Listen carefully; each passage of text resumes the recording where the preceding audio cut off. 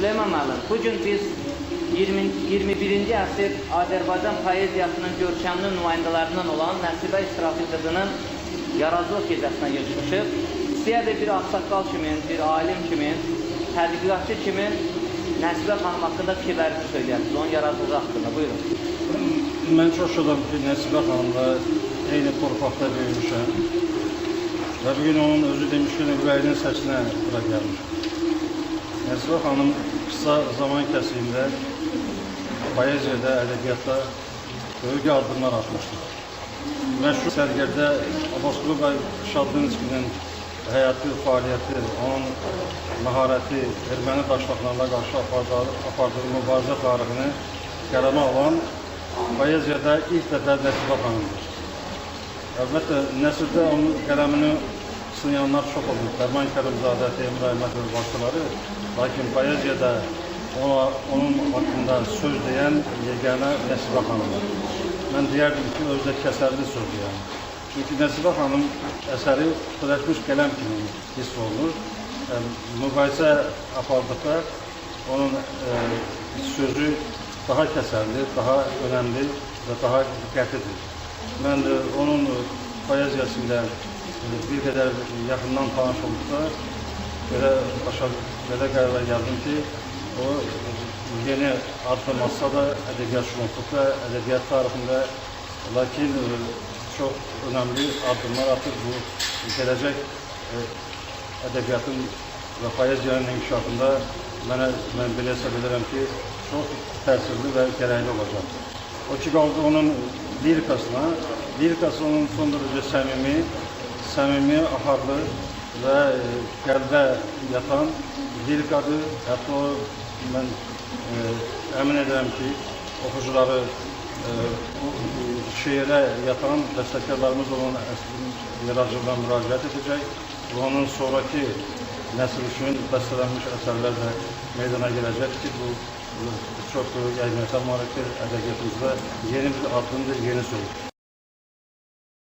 Hörmətli professor, bugün gənc şairə Nəsibə İsrafil qızının yaradıcılıq gecəsinə toplaşmışıq. İstəyərdik ki, qadın şairi olaraq tarixi şəxsiyyətlərin həyatı haqqında ən samballı əsərinə görə Nəsibə xanım təbii ki, uğur qazanır. Bu barədə öz fikirlərinizi deyəsiniz. Həm də bir gənc şairənin lirikasına, onun yaradıcılığına və həyatı baxışlarına fikirlərinizi söyləyəsiniz. Buyurun. Bayrama qovuşanda, il-ilə qovuşanda poeziya sözünü deyir. Çox şadam ki, Nəsibə xanımın yaradıcılıq məclisinə toplamışıq. Onun yaradıcılığı, onun poeziyası, onun şeiri, ədəbiyyata xas olan iki prinsip əsasına qurulubdur. Hərəkətdə şiddət və təsvirdə şiddət. Hər ikisini onun yaradıcılığında görmüşdür. Onun əsərləri içərisində məni valeh edən qəhrəman Abbasqulu Şadlınski haqqında yazılarıdır. El aləm bilir ki, Azərbaycan mühitində ümumiyyətlə bizim qəhrəmanlarımız bəzən səhnə qəhrəman olur, bəzən bədii təfəkkürdən yaranmış qəhrəman olur. Lakin Abbasqulu onunla fərqlənirdi ki, Abbasqulu həm qarşıda qoyduğu məqsədə nail oldu, həm də özü həlak olmadı, öz məqsədini qəhrəmanlıqla yerinə yetirdi. Çox şadam ki, Nəsibə xanım bu qəhrəmanın qəhrəmanlıq obrazını ustalıqla, məharətlə yaradıbdır. Həm də gənc qadının, gənc qızın, şairənin qəlbindən gələn bir hərarət var burada, bir hərarət var burada, bir məlahət var burada yazıda. Təsəvvür edin, bir tərəfdən qəhrəmanlıq haqqında söhbət edir, o bir tərəfdən sevgi haqqında, məhəbbət haqqında, lirik haqqında söhbət edir. Bu çox güclüdür, hamımızı sevindirir. Onun buraxdığı jurnalı alqışlayıram, çox gözəldir. Çünki orada rəngləri çox gözəl seçirlər. Adətən rəngi rəngdən seçmək çox çətin şeydir. Lakin burada məharət ondan ibarət ki, rəng rəngdən seçilir, rəngə qarışmır. İkinci bir tərəfdən onun həm şeirləri, həm də nəsri.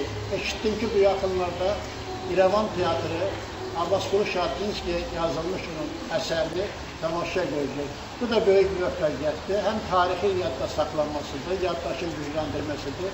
Qəhrəmanlarımızın yeni nəslin yaddaşında saxlanması sahəsində gördüyü işə görə ona təşəkkür lazımdır, alqış lazımdır, onu təbrik edirik.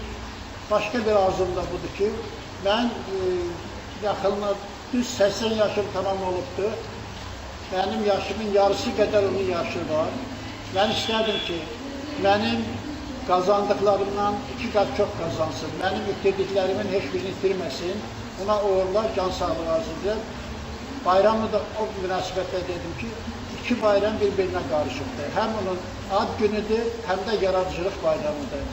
Yaradıcılıqda da, həyatda da uğurlar arzulayıram. Sağ olsun.